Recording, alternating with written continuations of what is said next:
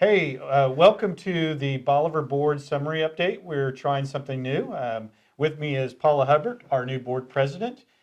So we're just here to bring you a little quick caption of some of the events from our April board meeting.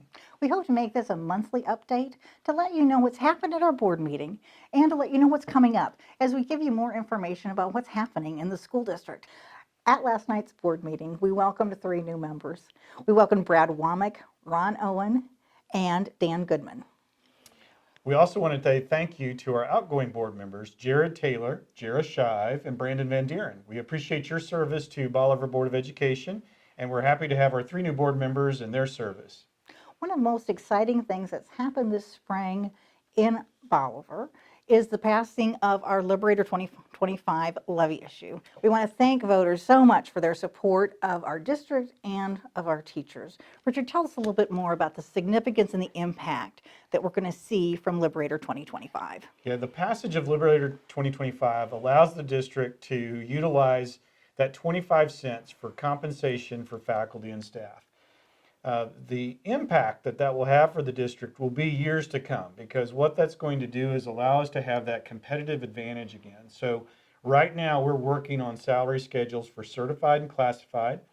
If you attended one of our group meetings, we were talking about where we wanted to be in 2025 and thinking that $40,000 on our teacher base would be a competitive start, and it's not. So we are going to be looking at this next year, what our options are to move our base from $38,500 to $40,000 this next year. Liberator 2025 is a direct response to that. We're going to be able to do that and commit those dollars directly to those salary increases. For our hourly employees, we're looking at a 50-cent or a 75-cent base increase. And that's also going to allow us to address one of those labor market issues where we're trying to find quality employees to come into those programs. And one thing that I have always appreciated about Bolivar is our community and district patrons love our teachers and our staff.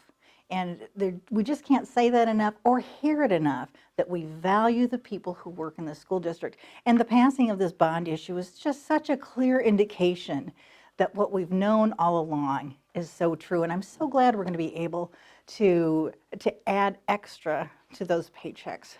And there's a lot going on the campuses of Bolivar R1 schools. Richard, tell us a little bit about the construction that's going on. Yeah, last night we were able to give a couple updates in regard to our construction. So we have construction going on the middle school campus with our FEMA building. That project is going well. We should be pouring the internal floors later this week. Then we have work at Liberator Park. Right now we're focused on the infrastructure and improvements. That's mainly the parking lot. We're probably 3 to 4 days out before we should be starting to pour asphalt out on the Liberator Park. So that's a big step for us in moving that project ahead. And coming up in the next year and a few months, actually, we're going to be spending a lot of time talking about what are the facility needs of our district. So stay tuned for those. One of the other items that was discussed last night is, in addition to employee benefits, is retiree options. So when you come to work at Bolivar, we want this to be the best place to live, work, and play. We want you to stay here and have a great career here. And at the end of that career, when you decide to retire, Bolivar offers a reimbursement of unused sick leave. So what we're doing is trying to look at options that we can continue that benefit, but it also provides them some tax savings so that they can use that for qualified health expenses. And then if they want to use it for something else, we are still able to use that to avoid some of the FICA and Medicare payroll taxes. But at the same time, it saves the district taxpayers dollars because we're not paying those taxes either. So it allows us to do some things and setting up some accounts for the employees that they'll be able to use. It's their money and they'll be able to manage that. But it also provides the local taxpayers some savings of how we're utilizing those taxpayer dollars in an effort to recruit and retain qualified employees. I think that, combined with the increased salary, really is going to continue to make Bolivar a place where teachers and other employees want to work. Yeah, one of the other things that we're doing on our salary schedule, when we look at moving our base to 40,000, we're also evaluating the experience factor when we look at how many years. So if you've worked at another district, 17, 18, 20 years, and you wanted to come to Bolivar now looking at our financial opportunities here, we currently would be taking in 15 years of experience. We're going to look at moving that to 20 years. So that's going to also allow us to get some experienced teachers to look at Bolivar as a place to go.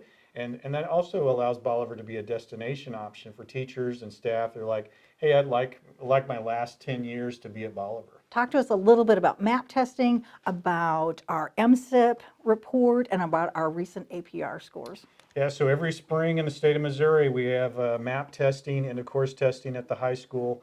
So this is a big time. We're gearing up for those. A lot of teachers are putting a lot of effort into preparing students for those assessments.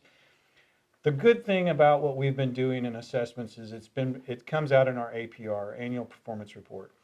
Really, congratulations to Bolivar School District that we were 84.6% in our APR.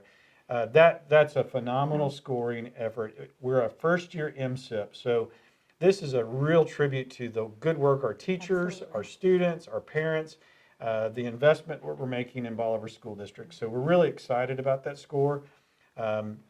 There's a lot of components that make up the APR. I don't want to take up time looking at that.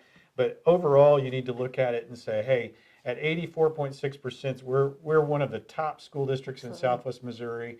That's a good tribute to where we want to be and where we're headed. Yes, and congratulations again to everyone who's involved in helping our students learn. You guys are doing a fantastic job, and we appreciate it so very much. So, busy month. Lots going on. Yeah. Graduation coming up. Graduation's right around the corner. May 21st is graduation, so we'll be celebrating a lot of achievements from those senior class.